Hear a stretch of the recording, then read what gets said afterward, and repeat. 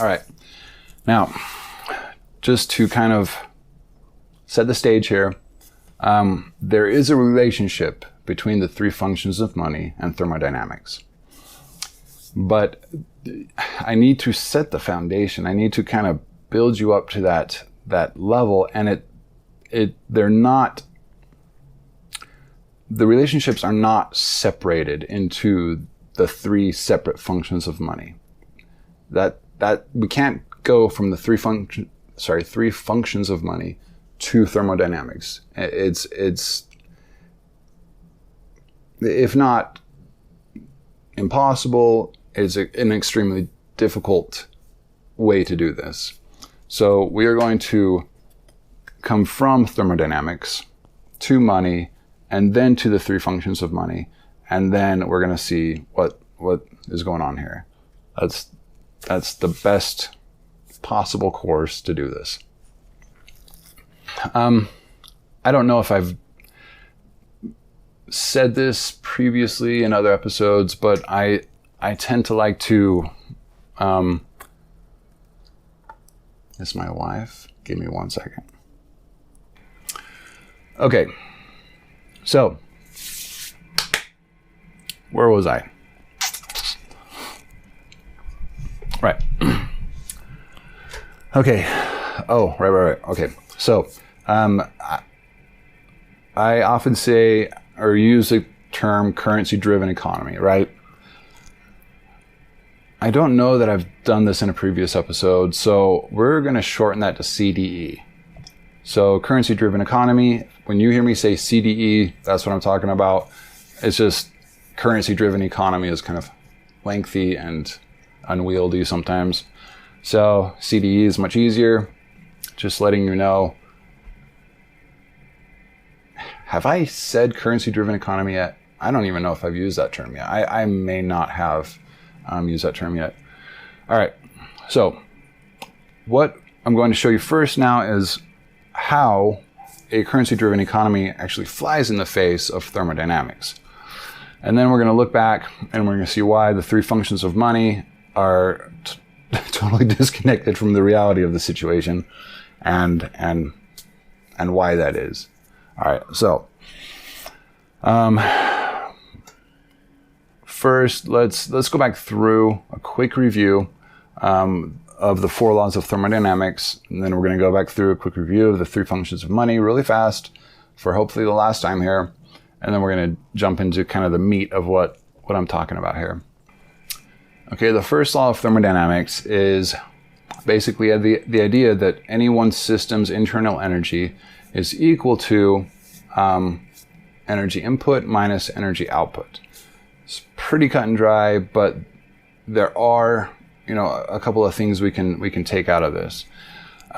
This is usually written mathematically as delta U equals Q minus W. So one of the things we can kind of extract from this, right, is that energetic states are relative. So for instance, say you have 3 systems connected to each other. Okay, system 1 is connected to system 2, and system 2 is connected to system 3. And let's take our metric of thermodynamic equilibrium to temperature. So we've got 2000 degrees Kelvin, 2000 degrees Kelvin, and 2000 degrees Kelvin. Well, because they're all 2000 degrees Kelvin, there's no flow, there's no flow of thermal energy from one system to another. They're at total thermal equilibrium. So even though all 3 of them are at 2000 degrees Kelvin, because this particular law, is basically telling us that energetic, a system's energetic state is really relative to its surrounding, connected state or systems. its energetic value really is zero because there's no flow, there's no input or output happening. So it has, it's in total energetic stasis. There's no flow happening. Okay, so it's relative, and to make this point, if you had same three systems, so one's 2,000 degrees, one's 500 degrees, and one's 5 degrees. Well, the energetic flow is going to obviously come from, the thermal flow is going to come from the system that's 2,000 degrees, and it's going to flow fairly quickly and heavily into the system that is at 500. And the system that's sitting at 500 is going to flow quickly and heavily into the system that is, 50? Okay.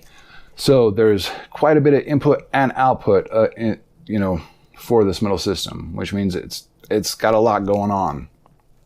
It's pumping stuff out, it's taking stuff in. So, yeah. If we move on to the second law of thermodynamics, that is the well-known law of entropy. One thing we need to know about entropy is that entropy always increases. That means that systemic disorder is always increasing or multiplying. Or not multiplying, I'm sorry. Disorder is always happening. Things are moving and tending towards disorder. And that is what we were talking about when we were talking about an increase in entropy. Now, one of the sort of indications of this guy, or one of the lessons we can pull out of this, is that entropy does not ever flow backwards, which means that heat, any kind of, okay, if I have, let's go back to the three states or the three systems, right? I have the 2000 Kelvin state or system, and I have the 500 Kelvin system, right? Energy from the 500 Kelvin system is not going to pour into the 2000 Kelvin system. It simply is not something that happens. So, entropy always increases, and this sort of increase in entropy and in chaos never goes in the reverse order. It's always going in one direction. Okay, third law of thermodynamics is basically states that as you approach 0 degrees Kelvin, and this is, when we say approach 0 degrees Kelvin, we're talking about it in the same sort of fashion that we're talking about a limit. You're never actually going to get to 0 degrees Kelvin for several reasons, but theoretically, okay, if you were to get to 0 degrees Kelvin, you would, your material, your particles would have no vibration, they would have no spin, they would have no movement, they would be completely and totally frozen. Okay, zeroth law of thermodynamics. Now this is easily equated to the transitive property of equality. The transitive property of equality states that if A equals C and B equals C, then A is equal to B. Okay? That is fundamental mathematics right there, right? This also is applicable to thermal equilibrium. So, and that is essentially the zeroth law of thermodynamics. That is what it is saying. That is talking about the fact that if system A at whatever thermal equilibrium is equal to system C thermal equilibrium, or thermal energy level, right? Thermal state, and B is also equal to C, then system A is also equal to system B, thermally, when we're talking about thermal equilibrium. Now, first episode, I claimed that the STEM epiconomy invalidates the three functions of money. I stand by that, and let's see. I also stated that the stem drive handles effectively and efficiently the concerns that kind of gave rise to the ideas of the three functions of money, and the necessity of money fulfilling those functions, right? That the stem drive handles those concerns with perfect efficiency and effectiveness. And I also made the claim that that the STEM economy as run by the AI STEM drive hits efficiency bedrock. And I also stand by that claim. Yes, it is theoretical at this point, which is the whole reason we're doing this. But insofar as it's basic functions exist, it does hit efficiency bedrock. You cannot become more efficient than what is already, mechanically the most efficient you can get, right? And that is how the AI STEM drive is designed, which is why I lay down that claim. But as always, the research will tell. So that's why we were doing this. All right. So we've already established the imaginary, just the imaginary nature of the CDE, the currency-driven economy. If you don't know what I'm talking about, right? Episodes 1, 2, 3, 4. They all go over some aspect of why it is. I think episode one or two, I think it's 1, where I actually start talking about idiophysical dynamism and idiophysical idiophysical coupling and what that means. But that's what we're talking about here, basically. And this isn't just nonsense, right? We have philosophers and economists throughout history that lay out the same claims. So I'm not trying to make any sort of crazy claim here or anything, Economists and philosophers all the way back to the earliest writings we have lay claim to the fact that money and value are imaginary, right? There is no real substance there other than what we believe there to be and act accordingly. That's the fact of the matter. Okay, so let's turn this into a more visual argument. Okay, now money in relationship to thermodynamics. Okay. And see, this is where gets a little tricky because it weaves in and out. And this is why I was having such a hard time. But if we talk about it all together, this is going to be much easier. Okay. We have a medium of exchange, right? Which means we have basically all agreed that this is the format that we are going to use to represent some conjured up value, some idea of what value is. So let's use apples all the way through this, because apples are always used. Everybody always uses apples and they're easy.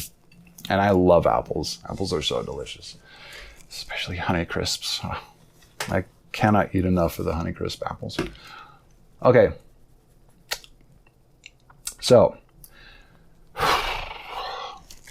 let's see if we get this. Finally nail this one. Nail it.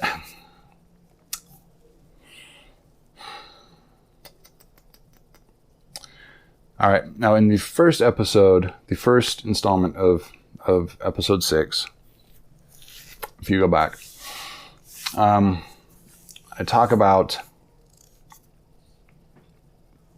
All right. If you go back to the first episode the first installment of episode 6, right?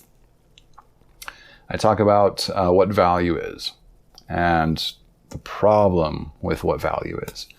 And how could we possibly break this thing down in a way that it's quantitative and anchored in reality. And if you remember, if you haven't seen it yet, I'll just kind of quickly try to go over this here. But if you remember, I talked about the need to sort of, basically flag anyone's system or material or, concept or whatever as first having some value for us. The example I used was photosynthesis. Photosynthesis is a sequence of it's a system, right? It's several things happening, and they all happen in sequential order. But photosynthesis eventually, gives rise to things that we use. We take oxygen. It cleans carbon dioxide from the atmosphere for us. It gives us sucrose, right? Sugars in our plants, which our bodies convert into ATP and all manner of fun stuff. So there is a quantitative, there's something we can quantify there. It's there. But we just haven't done it. With materials, you can, break it down into weight and utility, right? So value, as we currently use it, my argument that I used was that value is directly relational to, value is directly relational to sentiment. And I covered all those arguments, right? So we're just going to talk about that for a second. If value is directly relational to sentiment, be it, whatever the emotion or feeling or sensation or whatever happens to be, it is the, metric by which it's not really a metric. It's the whatever that we use to attribute value to things. There are arguments for utility and that sort of things. I dismiss those as being credible arguments, because no matter what the utility is or what the function is or any other way you can try to say that we use to attribute value to any one thing, it can always still, no matter what, be broken down to sentiment. And that's a huge problem, because sentiment is ethereal. It only exists up here. It is completely a non-substantive or non-substantial thing. It doesn't even exist. It is inside our minds. So, and that is problematic. Yes, it is. Especially if we're going to try to torque this thing down and turn this into a more functional sort of system. Make this into something that actually makes sense. And which will alleviate a lot of the problems. Or if you remember from episode 1, I talk about money being, the low has a very low idiophysical coupling, and that's because everything is sentiment. We've established that, right? Everything is totally based on how it makes us feel. That is what value is. But basing value on that is problematic, because that is the nature of the low idiophysicality of money. And the low idiophysicality of money is what makes it so easy to abuse. And the abuse of money is why we have so many problems in our world directly connected to money. Okay. All right. Now we have a kind of foundation here, right? Okay. Now let's go through let's go through the thermodynamics. Now,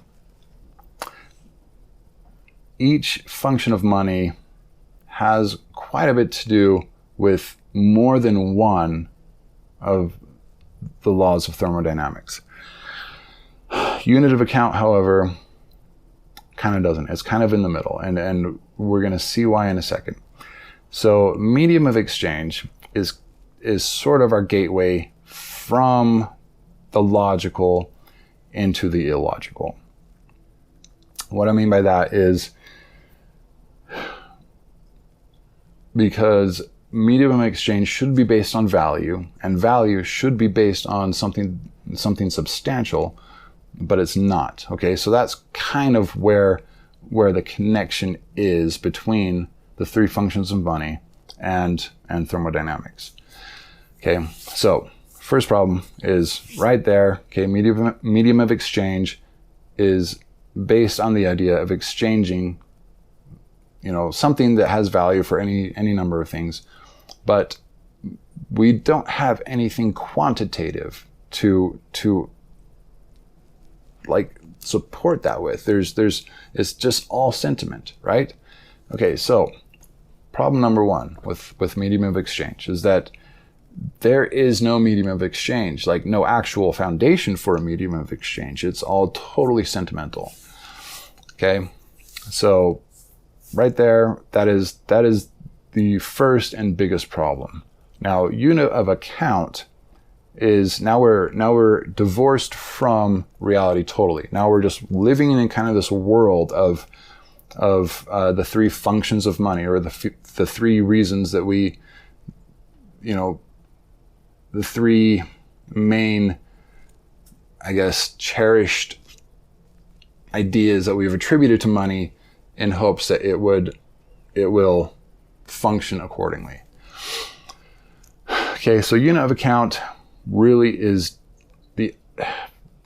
has anything to do with anything. All that means is that now you have a way to, mark things off and tick as you go. We've got a way to add and subtract and, figure what's missing and who owes who owes who what. Okay, that's unit of account. There's really no basis in, there's just no connection from reality and money. Unit of account is like at least two orders of bad ideas away from reality. All right, and the store of value is the idea that we can take our apples, go sell them, okay, and then somebody gives us the money, and we can take that, stack of money, because we just sold off all the apples we grew in our orchard, and stick it in our cupboard, and come back at, whatever given time, 2-3 years later, pull it out, and that money still should be worth relatively the same amount that it was when we put it in the cupboard. But here's the thing, okay, thermodynamics, we know that entropy is always on the rise. Entropy increases, right? Well, that bushel of apples, if I would have just put it into the cupboard as is and come back 2 or 3, dear God, what would that look like? I don't even know. 2 or 3 years later and open the cupboard, it would probably be a bunch of gross little dried up balls. I don't know. It would have gone through a rot stage, right, where it all just gross and like turned into mush. So it would probably be like kind of like a thick sheet of dried gross stuff with mold still kind of growing on it or something. It would be disgusting. Okay. Well, that's what they think. That's what the hope is that you can store your value. But here's the problem with this idea, right? You're in this fantasy realm, And not only are you in this kind of sort of fantasy realm, because everything about money is based on value, which is based on sentiment, right? Not only do you have this fantasy realm that makes no sense, but we're using real energy to sustain it. We are using real material to sustain it, real energy, real work, real everything to sustain this thing. And just because you use something real to sustain something does not make it like a valid system to sustain. For instance, throughout history, there have been cults that have, risen and fallen, right? And some of them have ended in terrible and tragic ways. And I'm not going to get off on that tangent, but what I'm saying is everybody that is alive, okay, knows that, what's his face, Jones, right? And I can't remember all their names, but these cult leaders, their ideas and philosophies were just bad and wrong and terrible and harmful, but it still took energy and material and substance and time and work to sustain that system, even though it wasn't real, even though it was like just some fantasy being played out by a bunch of sadly mentally disturbed people. So we've got this system that we're just keeping afloat, and we are pouring so much money and energy into this thing. It's just going. Well, if we go back and look at store of value, okay, we're missing the boat. We're missing the boat, because while this thing is going up here, we have, when we accept the money and the apples begin to rot, just because we accepted the money does not mean that entropy is still not working. It is still working, even, in fact, on the money itself. The money itself is deteriorating slowly, not as fast as the apples are, that's for sure, but it is deteriorating. And just because you exchange it for some paper goods does not in any way mean that that's not still happening. So, sustaining, and here's one of the biggest problems with sustaining this money system, sustaining the money and relying on the three functions of money. Okay, there's actually a couple of big points I want to bring up here. Let's see, which one do I want to do first? Let's do...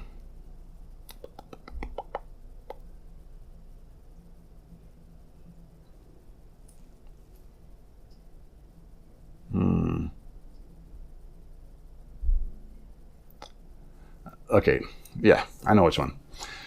We're going to do the psychological divorce. Just because, no. By having this system happening, by having the system churning about, doing its thing, and everybody's looking at money. Nobody's looking at the natural flow. Nobody's watching entropy happen. Nobody's watching the issues with with missing different actionable intersections of the flow of entropy. Nobody's watching this energetic flow happening. So because everybody's looking at money, we're divorcing ourselves mentally from the natural entropic flow. And that has a couple of consequences, and these aren't like theoretical consequences. These aren't consequences, I'm just trying to fit into this. These are consequences that actually happen, that you cannot say don't happen. Okay. So the first problem with the idea of store of value, not that they're numbered or anything. The first problem I'm telling you about with store of value is that it's divorcing us mentally from the natural entropic flow. And this in turn has actually a couple of side effects that most people aren't even aware of. The first one is that because everybody is focused on the money and watching the money and paying attention to the money as the source of value, as the source of where, where valuation comes from, the source of energy, the source of food, the source of products, and the source of living well. All right, because we're looking at money for that. We're not watching the natural flow of energy. We are not being cognizant of that. We are, substituting that particular, corner of focus and concentration and mental capacity with money instead of watching reality, watching how entropy is coming into our lives and going, affecting everything in our lives, and how energy enters our systems. And what happens is, because of that, we have a false sense of security. We are looking at something that we believe is stable, when in actuality is one of the most unstable things. And not only does it have no stability, okay, it is volatile and it's imaginary. It's just purely nonsense. It is something we just have made up. So because we're keeping our eyes on this imaginary thing and rooting our stability in that, we have gained a false sense of security. And as we are watching something that we think is a store of value, that we think is stable and remain, entropy is continuing to do its thing. Entropy continues to flow through everything and out everything, and everything is continuing to, its entropy increases and energy is continuing to come in and go out. And what that is doing to us is we are not a part of the, we are not being concerned with making use of what is coming, with being cognizant of the flow of energy that's coming and going, is coming and going. And so because of this, we are actually wasting a lot of the energy we could be gathering. And it's just going by. And so one, it increases waste, and not just by a little, it increases waste to a dramatic level. And in relationship to that, efficiency is also not well regulated. We are not being efficient with what is coming our way and what is, being given, the sun is giving us, and what chemical energy is giving us, and what, all the, nuclear energy. We're not really in tune with that. So then again, we are not being efficient with how we are using it. And that also, contributes to the waste. So, waste is, oh dear God, increased. Efficiency and effectiveness are both negatively impacted by the fact that we are looking at money for stability, and we are not paying attention to what is actually happening in the world around us. Okay, so that's the first and kind of biggest one there. Okay. Quick note on the argument against, the three functions of money, specifically store of value. I forgot to mention this. It totally slipped my mind, and for some reason I didn't have it typed up in the episode outline. But this is another fairly large argument against the entire concept of store of value specifically. So let me pull these headphones off. So here's the gig. Store of value, the idea, right? The idea in this kind of pretend little universe of valuation that we have is that you have this mechanism that keeps something from deteriorating. That's what it comes down to, correct? Well, have we not almost completely solved that materially? Even energetically. So here's the thing. We have refrigerators, we have freezers, we have numerous different methods of preserving materials.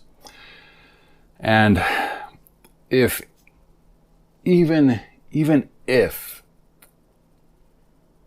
the currency-driven sort of valuation system that we have in place, even if that was actually connected into reality, the concept of store of value, the whole reason for that being there, the argument itself would almost, in today's day and age, be totally null and void.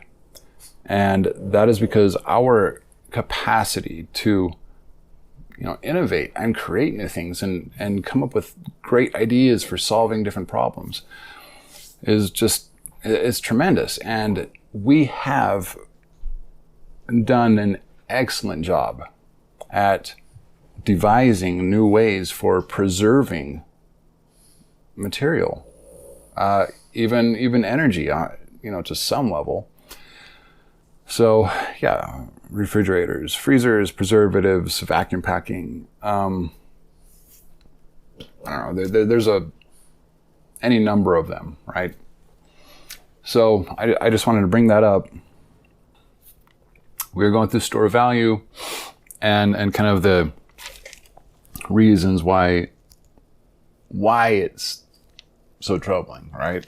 Why this idea of store of value has caused so much damage. We talked about the kind of how medium of exchange is sort of the gateway between reality and the CDE. We talked about unit of account being kind of the method of tracking the pseudo values within the CDE. And we started talking quite a bit about store of value. Where were we? Okay, so we talked about the psychological divorcing that happens when you attempt to, when you kind of instill this idea of store of value in the public's mind, kind of the psychological effects that the fallout from that you basically end up with. You're mentally divorced, psychologically divorced from the natural entropic flow, and that in turn causes a lot of waste, a lot of inefficiencies, and ineffective use of material, time, space, and energy. So there were, let's see. Then we have the, what was the other one? Oh, right. Okay, so then we have the psychological distancing that happens because of that. I guess that's the same as, the psychological, being psychologically divorced from that. But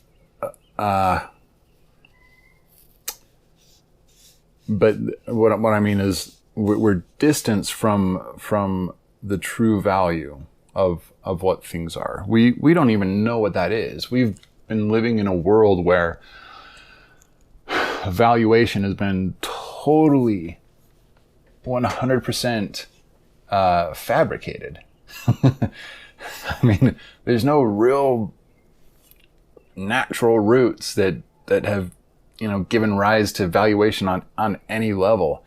And you have to stop and kind of consider this as a really odd situation that we're in. And so we have no real concept of what a real quantitative breakdown of what value is, what in terms of energetic value, material value, spatial value, anything like that. And so we get this very incorrect idea of what values are. And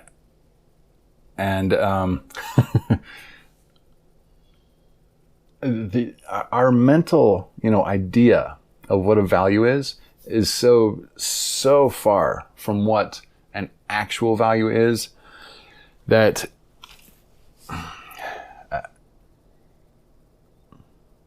okay, I guess this is a good way to put it. So we have the psychological divorce, right? That's the big one. That's the one that causes a lot of fallout. And then we have how that psychological divorce. Okay, first, wow. Let me straighten myself out here. Okay, we have the psychological divorce from the reality of the situation, which it's in itself causes, a lot of real harm. Well, the whole thing causes a lot of real harm, but in itself, the fallout, like the end result, the physical issues that follow are the physical waste, the inefficiency in handling material and energy, and the ineffective use of material, energy, space, and time. We have disconnected from it so fully that, in our minds, we're like, okay, it's up on the shelf, it's cool, it's stable, it's in a good place, my value's not going anywhere, it's just kind of like floating over there. Not a big deal, we're good. When in reality, we should be paying so much attention to what is happening in reality. And we just aren't. We have so utterly divorced ourselves from the concept of, from the reality of what is happening, that we do really stupid things. We leave lights on all day long. We waste materials constantly. We have materials that we produce and people just throw them back away. If we were not so utterly divorced from that flow of entropy and from the flow of time and how it all happens and works together, we would not be doing this. And I can guarantee you that the reason why this is a problem is because we have severed that psychological connection with the reality of the situation. However, there is another side of the psychological damage of that distancing that comes from that distancing. And it affects a lot of, so the first thing is the actual physical problems that it brings, the physical fallout and issues that come from that, in terms of how we use materials and energy and space and time. But the more psychological aspect of this, and because we see money as the source of value, the source of food and life and shelter and everything like that, we have built a sort of disassociation that causes other problems. We don't have the capacity to make, legitimate, proper value matches in our mind when we need to. And I kind of wanted to go through a few things. These are notes I'm taking from an econ course. Oh, my back is shot. I'm getting old. That I thought was really interesting. And what's so bizarre is that this is so just like almost every single thing that was said. The availability bias is the idea that when we construct a scenario in our minds, when we,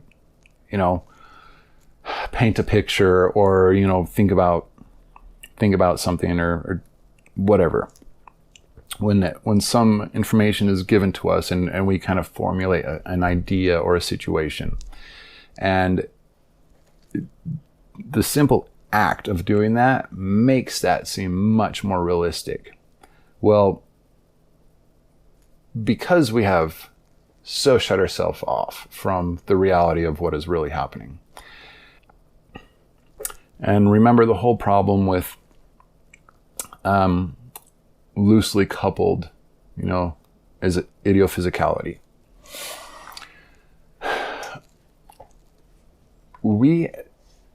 The tendency and possibility that situations occur where we have painted completely incorrect scenarios in our minds and amped it up to a much more realistic sort of possibility is limitless. I mean, I bet it happens all the time. A, because the availability bias is a thing that happens a lot, right? B, because we have no clue of what the actual valuation, of what the actual quantitative breakdown of what is happening in anyone's system is. That we make these stories up and we have come to believe that they are so real that we act on them as if they're totally natural and, the reality of the situation. And that is the matter of, or, that's just the facts kind of a thing, when it's so completely not. So I bet a good 80% of our value-related,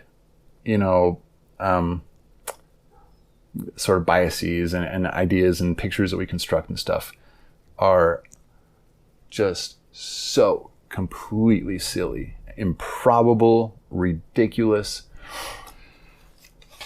So I wanted to kind of go through a couple of these because it was interesting to me thinking about some of these concepts in light of the topics that we're touching on. Okay, ambiguity aversion. Ambiguity aversion is the idea that people just don't like the unknowns. We don't like having something that, we are not sure of, which is probably the entire reason money started in the first place, or the valuation did. We needed a way to trade, right? We needed some method of interacting and trading, our goods and services and cattle and apples and onions and whatever. But we didn't have a real way to break down the, actual values of anything. And so we just kind of filled in the blanks because we have an aversion to ambiguity.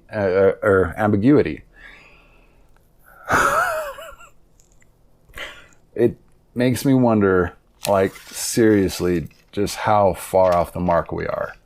I mean, when we start getting into, real detailed valuations and the simulations are functioning, and we can really break things down and look things from a very measured perspective, we are going to laugh our asses off. Probably going to cry too, because it's probably going to be so disturbing and disgusting and frustrating to actually see where we're standing, what we think is the reality and what the actual reality is. It's going to be both completely hilarious and very frustrating for a lot of us to face this. Asymmetric knowledge. Do I need to even spell this out for anybody? Asymmetric knowledge is the idea in economics that one party has a much more has beneficial information. Okay, you have party A and party B, right? And they have some sort of an exchange going on, or a deal, or a contract, or insurance, whatever. And party B has information that benefits them but harms party A. Okay.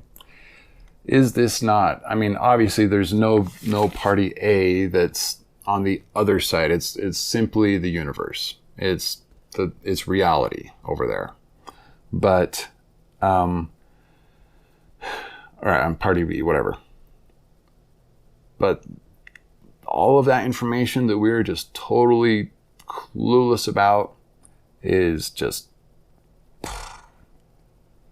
it's ravaging us. Just the fact that we don't know what we're doing. The fact that nobody has sat down and tried to figure it out.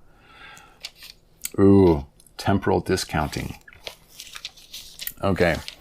Temporal discounting is, dude, it is so crazy. Once you learn some of the stuff, it is nuts to see how just peppered these concepts are throughout everything. So temporal discounting is the idea that what maybe, if that there's a cost for time. Obviously, that's what it means, right? Temporal discounting. But the idea that if somebody said, would you rather have $500 now? Or, no. Would you rather I give you $500 2 years from now? I guess I could have just amped it up and reversed it. Or would you rather I give you, $200, but you can have it now? And that 2 year span has a tendency to have a value to it, to where we are like consciously, estimating, okay, well, in 2 years, is he even going to be around? In 2 years, what can happen between now and the end of those 2 years? And will that money get to me if I say 2 years from now? So basically, oh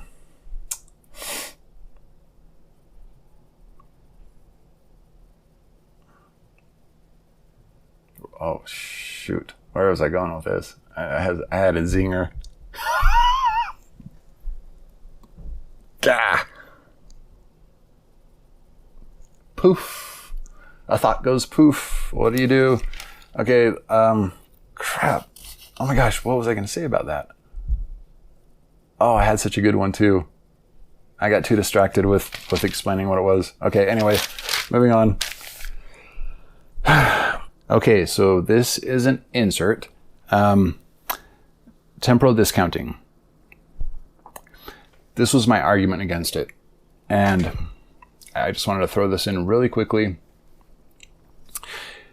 The problem is that because we have become so divorced from the true, the reality of valuation, and our temporal discounting is an actual psychological phenomenon, correct? It's something that we really, truly do. We value things, based on its temporal distance from us. And there's a few factors that come into play here. One of them is we don't know what could, I think I already covered this in the video. So I'm just going to get to the point here. So the CDE evaluation system, okay, it has skewed our perception of what value is, of what value should be.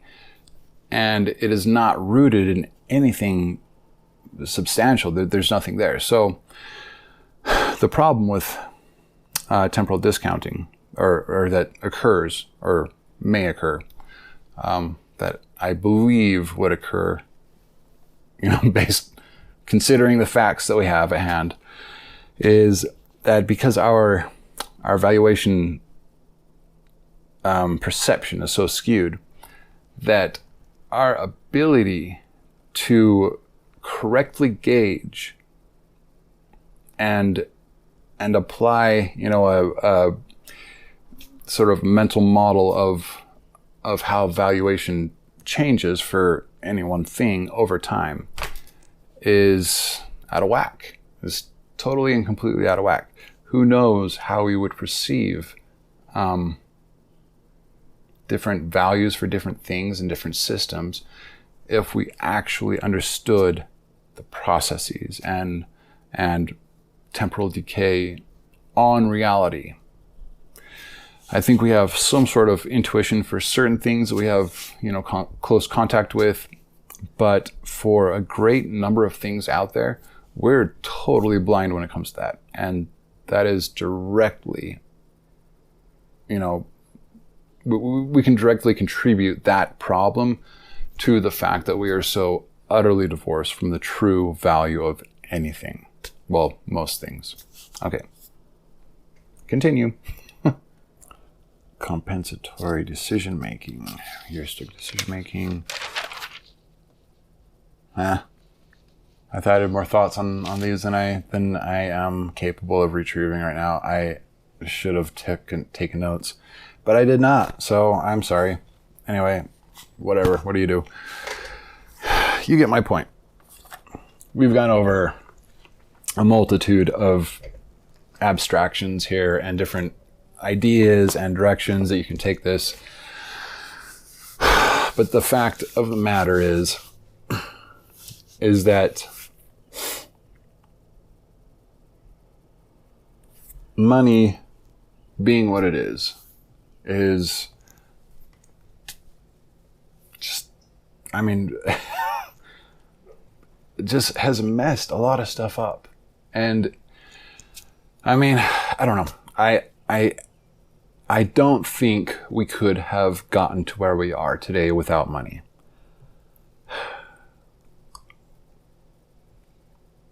When I think about it, I don't know. I think there are just too many variables. There's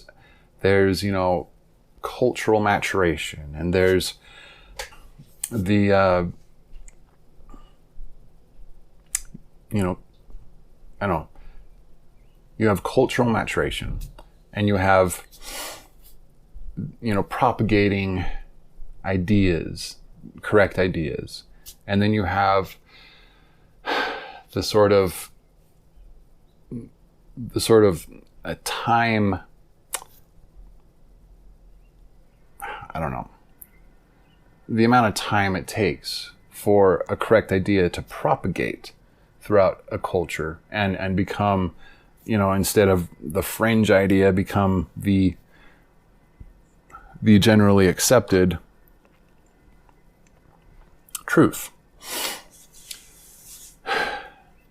You have technological, issues and problems with coming to certain truths without achieving certain technological advancements.